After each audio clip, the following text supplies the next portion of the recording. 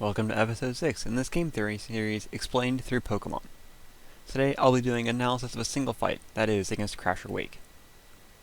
Now, Crasher Wake is the fight that guards the mid-game slash end-game of Pokemon Platinum, and he's actually quite difficult unless you have the Pokemon prepare for it. Before taking on this gym, I also caught a Roselia, a Gift Eevee, and a Gift Togetic. Now, Crasher Wake leads off with a Gyarados, which I tried to Leech Seed. Now, unfortunately, Gyarados has Ice Fang and Bite, both of which have a chance to flinch, which his Spurt Bite does. Now, I'm not unprepared for this, so I immediately sacrifice my Togetic to heal back up my Roselia, so I get another chance. The reason I can just throw my mayonnaise under the bus here is because they don't really contribute anything else to the fight, so the literal best use of them is to help somebody on my team who does contribute something. Now, on the second time I bring my Roselia in, I successfully land the Leech Seed, and that means that it's a dead Gyarados. Poison Point helps us speed up the process, but other than that, just by switching back and forth between Pokemon and using healing items, there is nothing this Gyarados can do to evade death by slow Leech Seed. Now, this brings us to the harder Pokemon to counter, and that is the Floatzel. Now, I intentionally leave Crobat in to kill this Gyarados, because Crobat has the best possible matchup against Crasher Wake's Floatzel.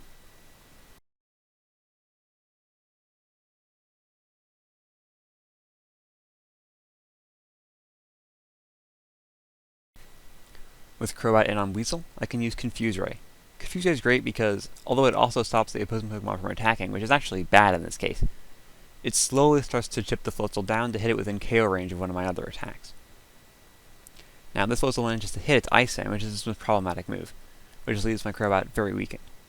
So I end up having to sacrifice my Weasel to try to get in a better position. Fortunately, just like the Togetic, he wasn't contributing anything to this fight anyway.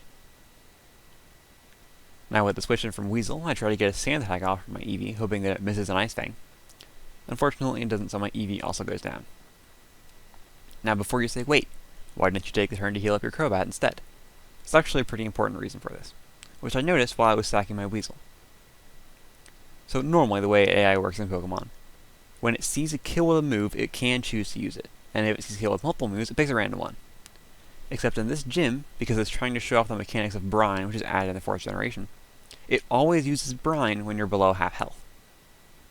Even though Brine is probably the weakest move it can use, considering it's a physical attacker, and Crobat has decent special defense from EVs at this point.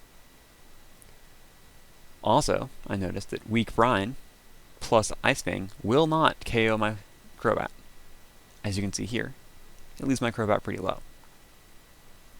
So if on every turn that I'm below half health and it uses Brine, I heal up. Then on the turn that's using Ice Fang, I Confuse Ray if it's not confused, and attack if it is confused. I'll eventually kill it, and so I do.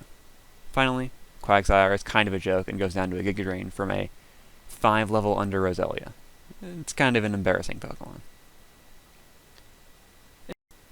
The conclusion of this fight brings us into the endgame, which I'll explain in my next video on, spoiler alert, dominant strategies.